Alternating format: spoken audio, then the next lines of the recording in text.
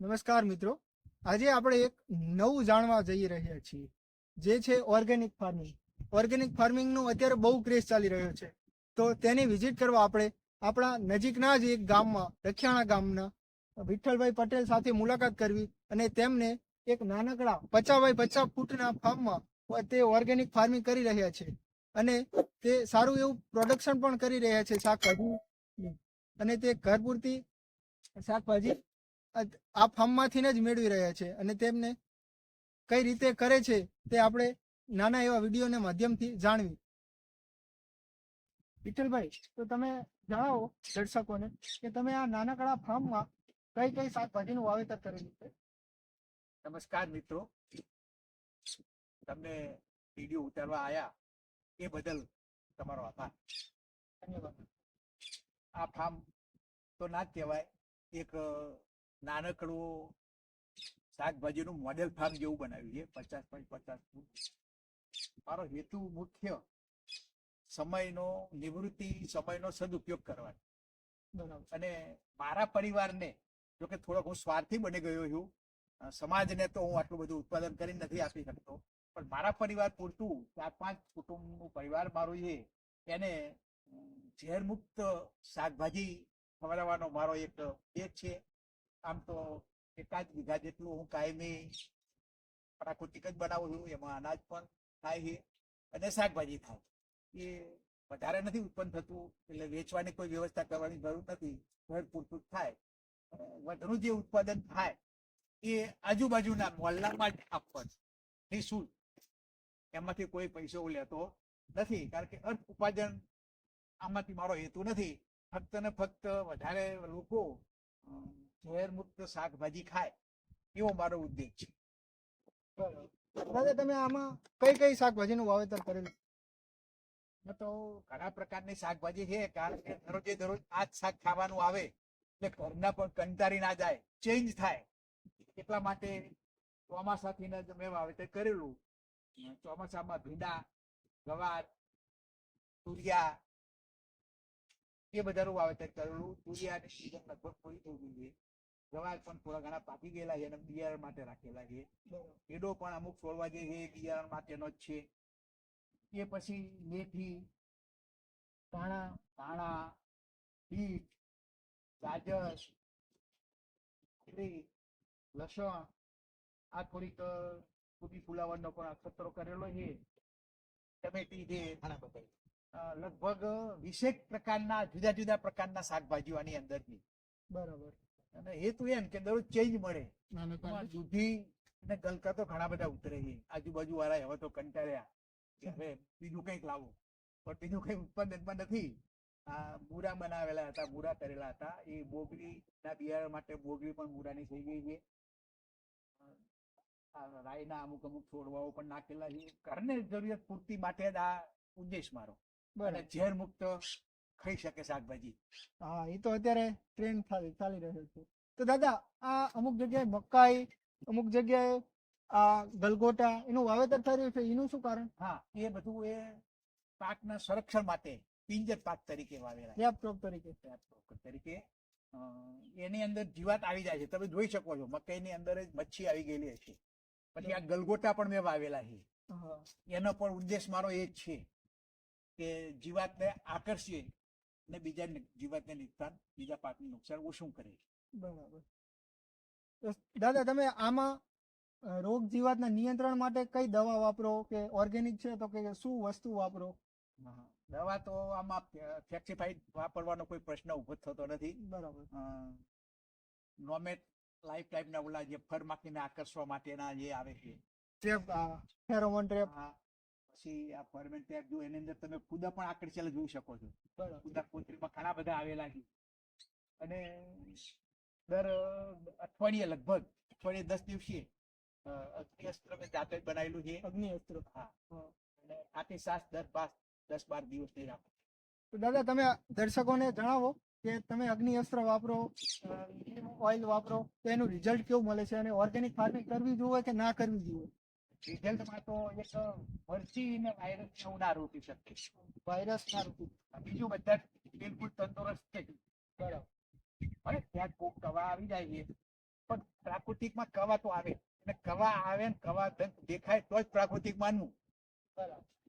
હું એવા મગજમાં માનું. એટલે પણ સ્વ સારું છે, ડંખ નથી આવતા એવા બધા સ્થળો નથી. ફક્ત મરચી ને વાયરસ જે હું કહું છું એનાથી રોકી ના શકે મરચી. હા, પણ અત્યારે જો કે તોય મરચા તો છે જ એમાં, પણ આવી તંદુરસ્ત ના થઈ. બરાબર. એના જે પાંદડા છે ને કથી રીતે એવું કઈ આવે છે, કથરી. હા, એના લીધે આમ કોકડા થઈ ગયા, કોકડ વધ્યું. બાકી આ રીંગણ છે બધા જ બહુ સારી રીતે છે. એમાં ગાજર છે, બીટ પણ છે. તો અત્યારે કોઈ ખેડૂતો મોટા પાયે ઓર્ગેનિક ફાર્મિંગ કરવા માંગે તો શું તમારું કેવું છે? આ કરવું જ જોઈએ. બધા એમ કે છે કે આમાંથી આવક ના થાય ને નુકસાન વધારે પડે, પણ ના, તમે બિલકુલ ધ્યાન રાખતા જ જાઓ. અઠવાડિયે અઠવાડિયે આવી પ્રાકૃતિક દવાઓ જાતે બનાવી, જોકે આમાં મહેનત માગી લે છે. અને આપણા ખેડૂતો પાછા કેમ પડે છે, એમને મહેનત નથી, બધું રેડીમેડ નાખો. પણ મહેનત કરે તો આ પ્રાકૃતિક વધારે ના થાય, તો પોતાના ઘર પરિવાર માટે અનાજ અને શાકભાજી તો દરેકે ઉતાર્યું.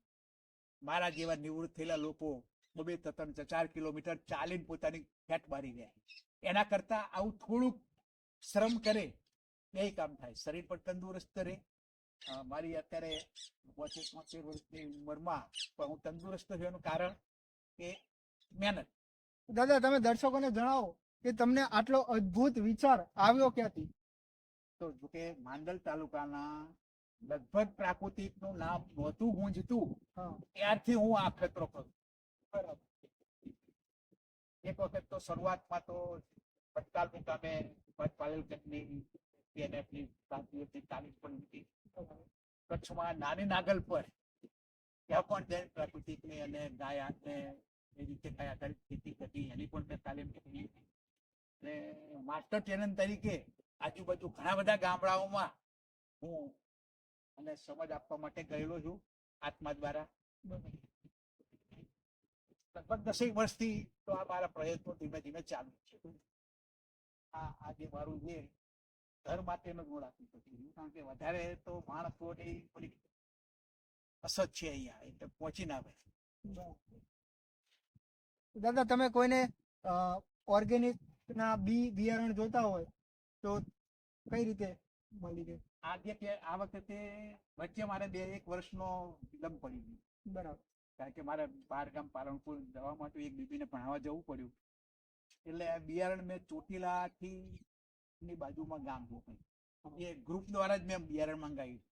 પણ હવે પછીનું જે બિયારણ છે ને એ આમાંથી દેશી બિયારણ તૈયાર થઈ ગયું છે. તો કોઈને બિયારણ જોતું હોય દર્શકોને, હા, તો જો દૂધી બિયારણ માટે છે જ, ગલકા પણ બિયારણ માટે નથી, ગવાર પણ બિયારણ માટે, ભીંડો પણ રાખેલો છે.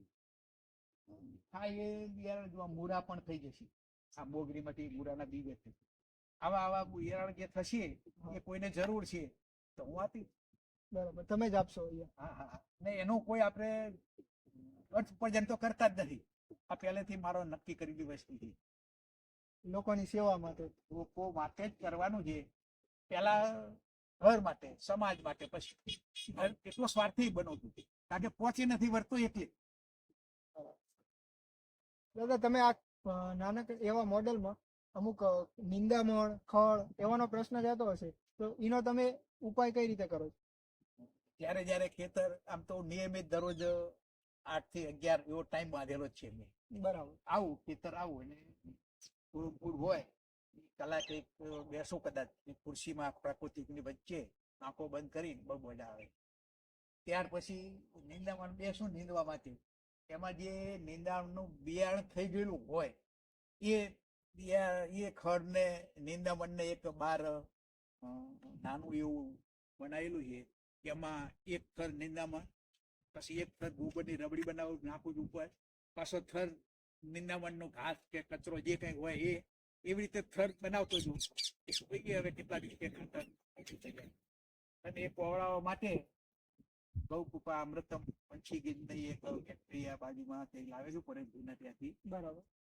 એનો પણ છંટકાવ આમાં કરું રોગ જીવાત માટે અને ખાતરમાં કોવડાવવામાં. અને બાકીનું નાનું નાનું જે ઘાસ થાય છે એ આચ્છાદન તરીકે અચ્છા હા, બહાર તો ફેંકવાનું જ નહીં, આ તો ખાતર નહીં, આ તો આ આચ્છાદન ઘણું બધું થાય છે, પણ એ જ થતું નથી. આજે જે મેં પાણી આપ્યું એ લગભગ 20-25 દિવસે પાણી આપ્યું, છતાંય તમે આચ્છાદન નીચે ઊંધું જુઓ ને તો ભેજ જેવું લાગે તમને. એટલે એમાંથી પણ પ્રાકૃતિક નો એક આયામ પૂરો થાય આચ્છાદન. અચ્છા આયા. ને આવી રીતે ફૂલ ઘણી, એમ નથી કહેવાય કે ફૂલ નહીં તો ફૂલની પાંખડી, એમ થોડામાં થોડું આવું પ્રયત્ન કરું છું. સમાજ એક એ બને તે મદદરૂપ. તમે આવ્યા, અને તમારો જે કિંમતી સમય આમાં બગાડ્યો કે લોકોને હા હા થોડું જાણવા મળશે એ બદલ તમને ખૂબ ખૂબ આભાર. એવા આભાર તો અમારે તમારો કહેવો પડે કે તમે લોકોને આટલું ઇમ્પોર્ટન્ટ માહિતી આપી અને લોકોને જાગૃત કરશો કે આ રીતે નાના એવા મોડેલમાં પણ તમે ઓર્ગેનિક ફાર્મિંગ કરી શકો અને ઘર પૂરતું આવું શુદ્ધ અને ઓર્ગેનિક શાકભાજી પૂરું પાડી શકીએ. તે માટે તમારો પણ આભાર.